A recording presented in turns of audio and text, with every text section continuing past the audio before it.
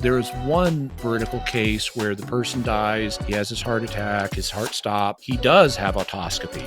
So he's looking down on himself from a higher up perspective, and he sees the doctors working on him, and he saw what looked to him like one doctor flapping his arms like a chicken. And he didn't know what is with this. Why is this doctor flapping his arms like a chicken? That's not a standard medical procedure.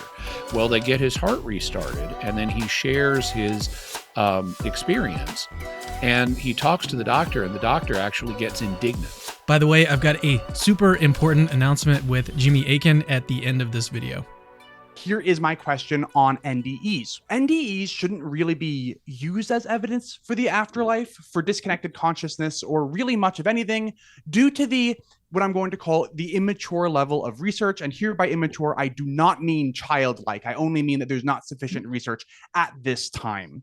A 1996 article published in the Journal of the Royal Society of Medicine, succinctly named Near-Death Experiences, concluded that NDEs deserve some serious research, but then ends on the pessimistic note that, quote, study of life at its last limits may tell us more about ourselves and our lives than it does about our death. Well, in the subsequent 24 years, how much progress was made into the study of NDEs? Well, evidently not as much as we would like. The 2020 article published as an opinion piece in Trends of Cognitive Sciences titled Near-Death Experience as a Probe to Explore Disconnected Consciousness concludes that at present, we have a limited understanding of NDE phenomenon, and it adds that same kind of pessimistic note. Like any other episode of Disconnected Consciousnesses, classical NDEs are challenging for research. So my question is this, Jimmy, do you think that the data that we have now is sufficient to come to any kind of conclusion? And do you expect that if we were able to perform like double-blind, placebo-controlled experiments about NDEs, would we find anything interesting that you think like would maybe be unexpected? Okay, so in terms of the basic question, now, in any developing field of inquiry in science, you're absolutely right. There is a kind of preliminary stage where not much is known about the phenomenon under investigation, and we don't want to draw super firm conclusions during that phase of research. You want to wait and see what further data collection is going to reveal. In terms of near-death experience research, there were some preliminary research done on near-death experiences throughout much of the 20th century, but it didn't really crystallize until 1975 with the release of Raymond Moody's book, Life After Life. That's what really kicked off the near-death experience research. And in the 50 years now, since that book came out, we've collected a lot of near-death data. There are challenges, you're quite correct, in doing research on it, like randomized double-blind controlled experiments are basically impossible with near-death experiences for ethical reasons, because you can't kill somebody to find out what kind of near-death experience they're going to have. You can't employ those kind of controls. And so we have a limited set of research tools, but that's expanding. And there have been some, like, for example, studies like the AWARE study and the AWARE-2 study that have tried to, go into the field and do research as quickly as possible, even in the hospital. Like, one of the planned elements of this is because people who experience NDEs frequently will have a phenomenon known as autoscopy, which is where you see yourself from an outside perspective. And they frequently report looking down from the room of the hospital where the technicians and doctors are trying to restart their heart and report what they see. Well, as part of what's called the AWARE study, which stands for like awareness during recitation or something like that, they thought, let's put iPads up on ledges high in the room and have them display images. And then we can ask the people if they had autoscopy looking down on themselves, did you notice any images on the iPads? And that could serve as a source of veridical information. Unfortunately, the way the study has worked, they got very few people who ended up surviving their heart attack and who reported autoscopy and so forth. So the data set there is not robust enough to really draw any conclusions.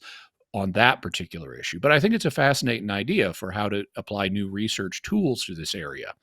When it comes to the phenomenon as a whole, we've just got a lot of evidence for it now. And I think that even though we are still at a fairly early stage of research, we are 50 years into it. And we have numerous case reports that contain not just interesting information, but specifically veridical information, information the participants did not know before they had their heart attack or other clinical death experience. They came back knowing it, and it turned out to be true. And there's no plausible way that they could have learned about it while they were clinically dead. There's a recent book, if you're interested in this, it's by a group of European researchers, including the lead author is Titus Rivas. The book is called The Self Does Not Die.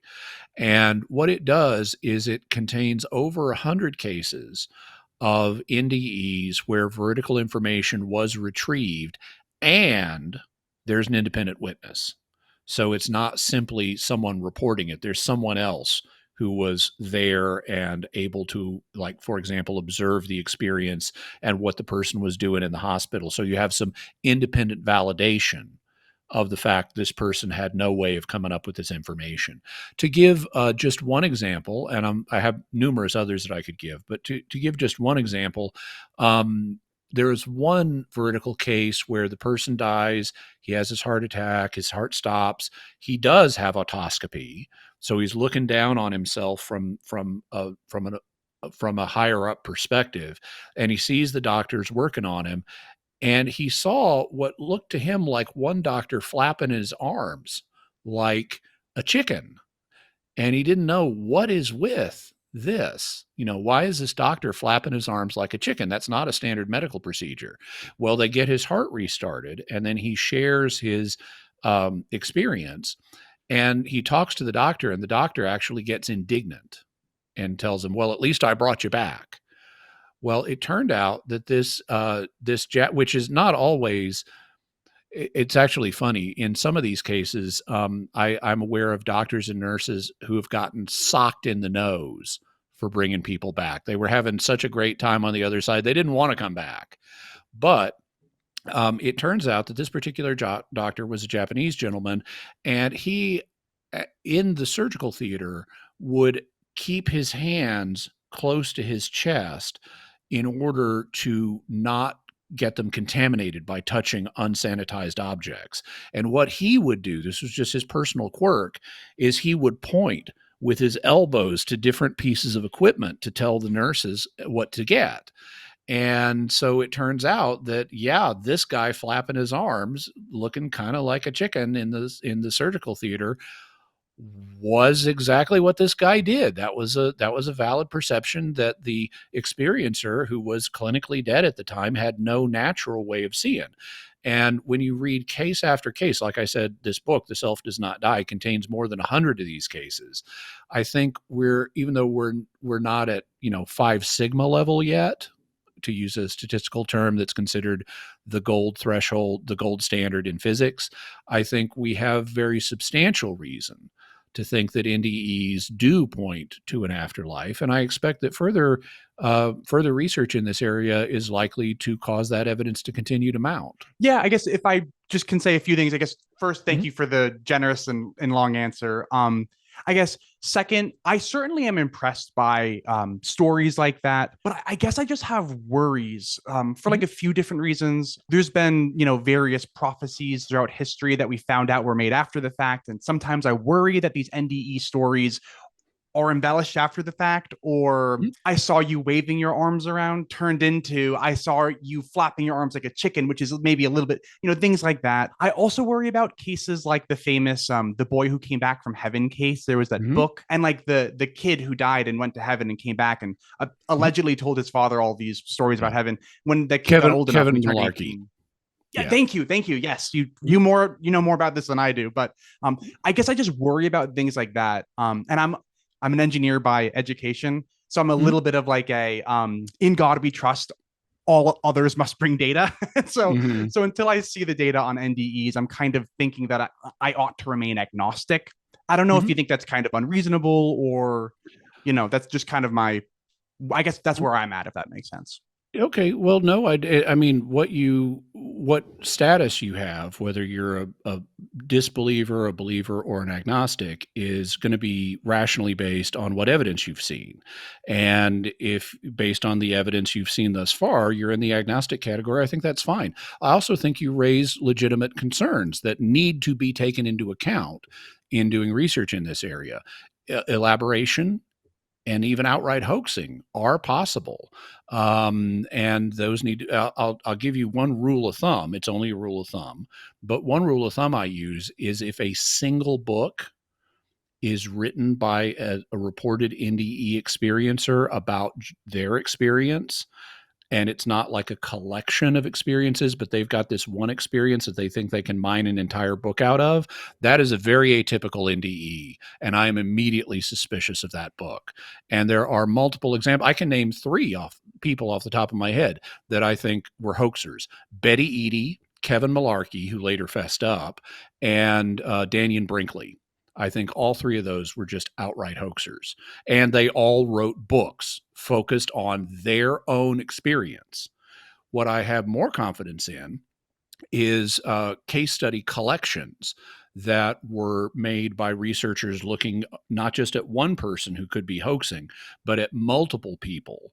And where, especially like in The Self Does Not Die, that where there is some independent validation of the claims. So it's not simply one person claiming this happened with no independent validation.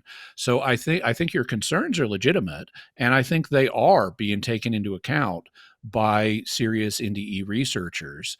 And I would just encourage you, if it's a topic you're interested in, get into the data more. Read The Self Does Not Die, or other books I could recommend that meet much higher standards than these like independently solo story books. Before we go, we need to remind folks, we need your help. We are in a deficit situation. In 5 months, the bank account would be empty at current rates. The good news is we got 5 months to fix it, and it's a fixable problem. I was able to donate in about 60 seconds from my phone while I was backstage. And by the way, he's an agnostic, but he still sees the value of the work that's being done here on Capturing Christianity. Even if you're an agnostic like me, I just want to encourage you to support. Iron sharpens iron, and I rely on ministries like Cameron's to keep my iron sharp, so I wanted to support the cause. That's a real testimony. If even people who don't share your perspective see the value of what you're doing and want to help you keep doing it, that's important. Thank you gifts for you. We mentioned everybody who donates during this drive gets the PDF of the Gospel Reliability article. If you donate at the $25 a month level, you get Pat Flynn's book, The Best Argument from God, which has received very high praise. And if you donate at the $50 a month level, you get the sculpture of Jesus based on the Shroud of Turin that is made out of like bronze and iron. So we have those thank yous. Please do use the patron links. You'll find those at the top of the video description, just below where my beard gets cut off by the frame. And if you don't like using Patreon, we also have Donor Box for you. Whatever your preferences is, we try to make it as easy as possible. And as I've said, what happens here on Capturing Christianity is rare. There are not a lot of oases on the vast swamp of YouTube to find intellectual content that is objective and trying to be neutral and open-minded and fair-minded to the different positions, and that tries to steel man the arguments from other positions. In fact, straw men are the rule on the internet. Steel manning is very rare, and especially with the kind of charity that you see on this channel. So this is a rare resource. It really needs to keep going, and for that, we need your help. And thank you in advance for the help that you're able to provide.